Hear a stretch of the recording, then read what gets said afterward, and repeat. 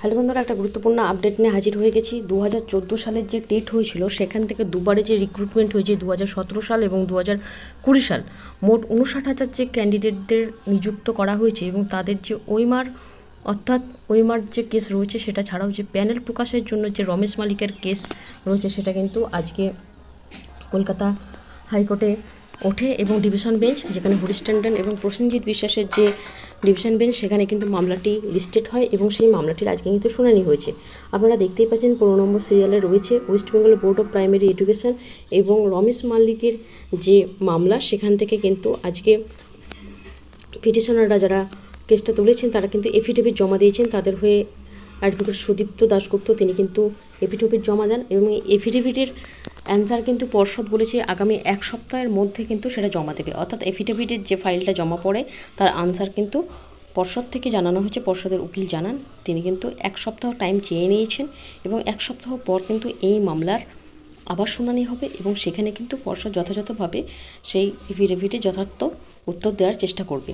এবং পর্ষদের যিনি উকিল ছিলেন এলকে গুপ্তা, তিনি কিন্তু প্রেয়ার করেছেন এই জুন মাসের শেষ পর্যন্ত এই মামলাটির যে ইন্টারিম অর্ডার ছিল অর্থাৎ প্যানেল প্রকাশের জন্য। আপনারা জানেন যে স্টেট ওয়াইজ প্যানেল তো প্রকাশ পেয়েছে, ডিস্ট্রিক্ট ওয়াইজ যাতে প্যানেলগুলো প্রকাশ পায় সেই জন্য যে অর্ডার, সেটার উপর কিন্তু এর আগের ডিভিশন বেঞ্চ থেকে কিন্তু ইন্টারিম অর্ডার দেওয়া হয়েছিল এই জুন মাস পর্যন্ত। সেই সময়সীমাটা যাতে বাড়ানো হয়, এক্সটেনশন করা হয়, সেই জন্য কিন্তু তিনি প্রেয়ার করেছেন।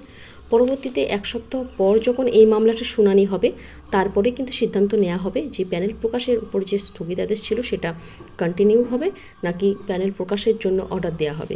সমস্তটাই পরবর্তীতে জানা যাবে, পরবর্তী মামলার যেদিন শুনানি হবে সেই দিন। তবে আজকে যেটা হয়েছিল, গতকাল এই মামলাটা লিস্টেড হলেও যে শুনানি হয়নি, আজ হয়েছে।